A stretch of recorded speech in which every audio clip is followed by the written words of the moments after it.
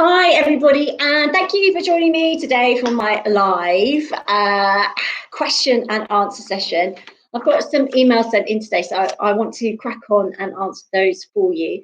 Thank you everybody for sending your questions in. It's really great to know that I'm helping and that these sessions are, making a difference to some of you. I know that during lockdown, isolation, everybody is going through a really, really hard time right now if you're going through a breakup. And I know from the emails that you're sending me and the comments on social media and the feedback that it is helping, which is great, which is really great. So I want to crack on and answer some of the questions that we've got so that I can help as many people as possible. I'm going to jump to, I've got a question. Hi, Sarah. So this evening, my little boy, who's 8, has a chat with me. My plan is to move nearer my support and family after my ex and I've gone through court to sort out our finances. So obviously this couple have gone through a financial, a divorce to sort out the finances. My family are half an hour, 40 minutes away. George, my little boy, said he has had a long conversation with his dad earlier and he's decided that he doesn't want to move and that his dad said that he could have it all. Bearing in mind, I have a daughter too, she's 10, we're all isolating, but they alternate between the dad and the mum. He lives close by.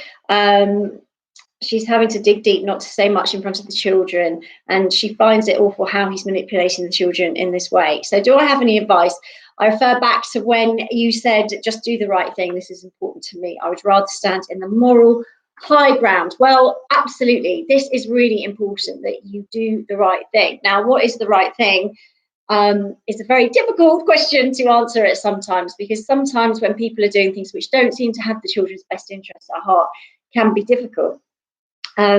Obviously here you want to move away. You're not actually moving that far away, only 40 minutes, so it's not too far.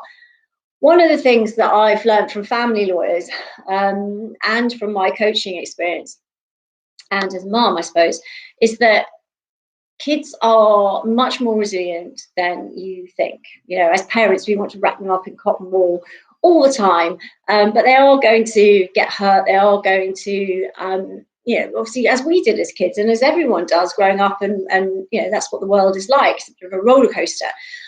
So your kids are tougher than you think, and they are adaptable, especially at a young age. As your son is only 8. As adults, we have to make the decisions for the children. It's not their part to play in making decision making. Obviously, we have to take into account lots more things than a child can possibly consider or understand. So really, the decision has to be made by you. So I'm sure that you've weighed up the pros and the cons of moving. You're not moving miles away. I mean, it's still a commutable distance to see his dad, which is obviously important. So, I think you've got to really think about how you sell this to the kids. Because if this is a decision that you've made that you want to do and you have the agreement from the father, albeit that he doesn't necessarily agree with it, but if he knows that you're moving, I'm not sure, you haven't given me any information about what the dad thinks and why he might be opposed to it. But if it is the plan to move away, that's very normal. You don't live in each other's pockets, as I know you're doing at the moment, in very close proximity after a divorce. It's very normal. So you're within your rights to move and to start your life afresh. And obviously that's usually really good advice, to be able to reclaim your life and start again is a positive thing. So if you are moving and it's not that far, I would start to think about how you are describing it to the children. So there's lots of positives. I mean, I know that you're going to be around your support and your family. So obviously that has an upside for the children, that they're going to be around your family, whether that's grandparents, or uncles and aunts, cousins, nephews, nieces, all those sorts of things are going to be valuable to the kids. So I think it's really important that when you talk about it in a way that is exciting for them, so they can see both sides.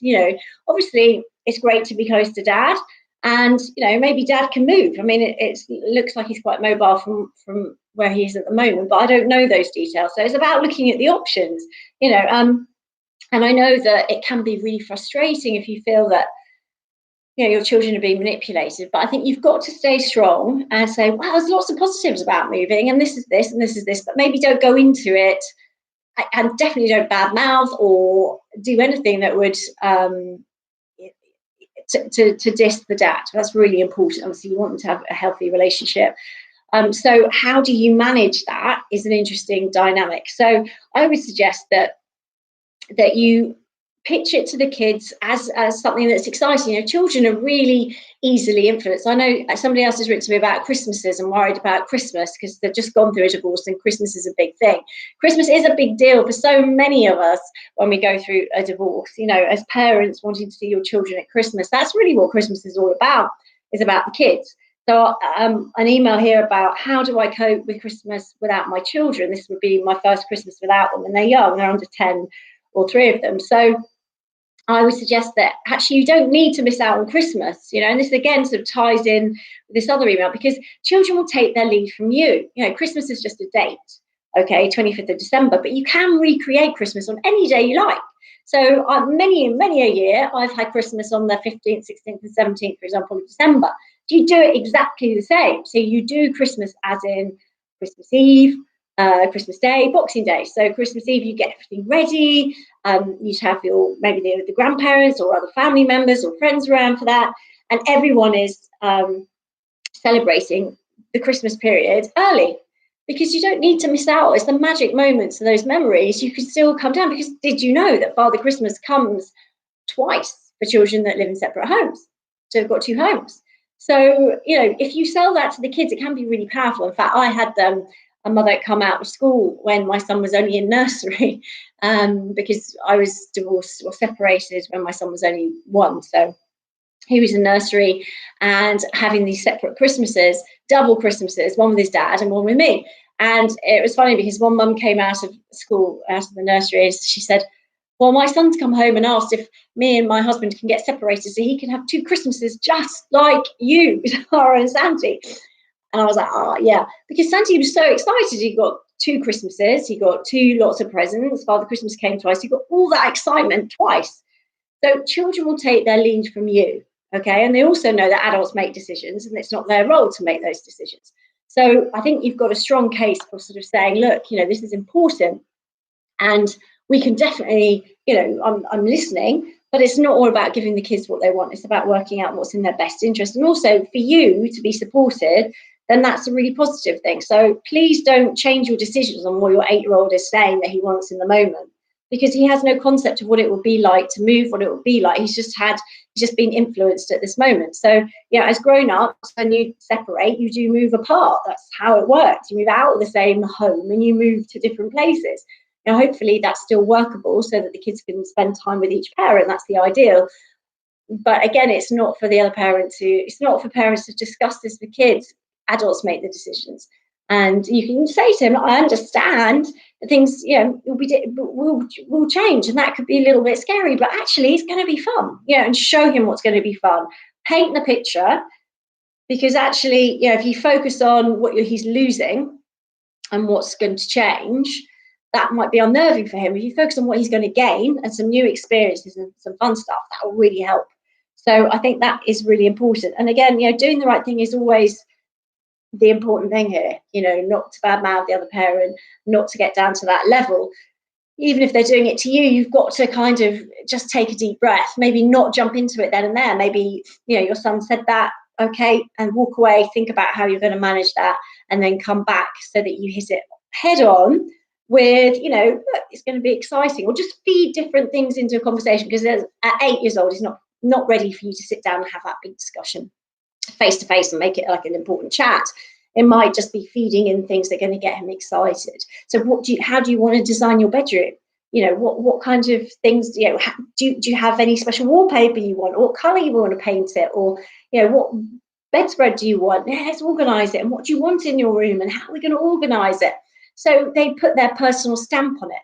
You know, also when you move to a new home after a breakup, a really good top tip is to get your children involved in that, so that they feel that home is part of them too, because obviously it is going to be their home. So how can you get their buy-in to that, and how can you get them to be creative with you as well? So what I would suggest is if they've got a favorite color, then implement their favorite color into the house. If they've got certain things that they really love, then make sure you're incorporating those things into the home as well, so that they feel they've got a part in it. Where should the sofa go, or what should we do with this, or this is your space. How do you want to decorate it? What do you need in here? What would you like?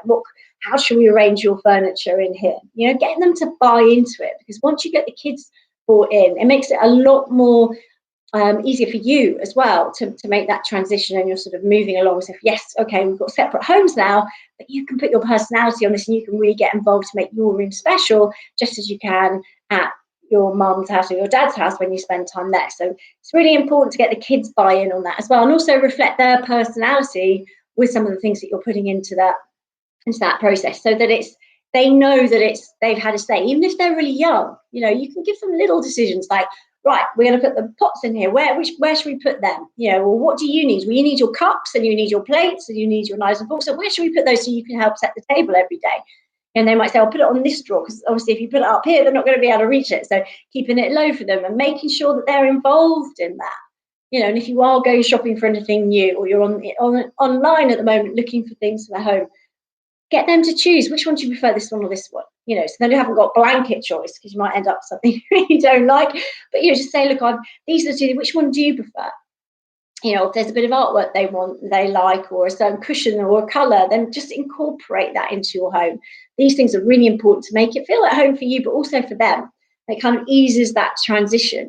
So even if there is resistance, and of course everyone's going to be resistant to change. Remember, that's human nature. As human beings, we don't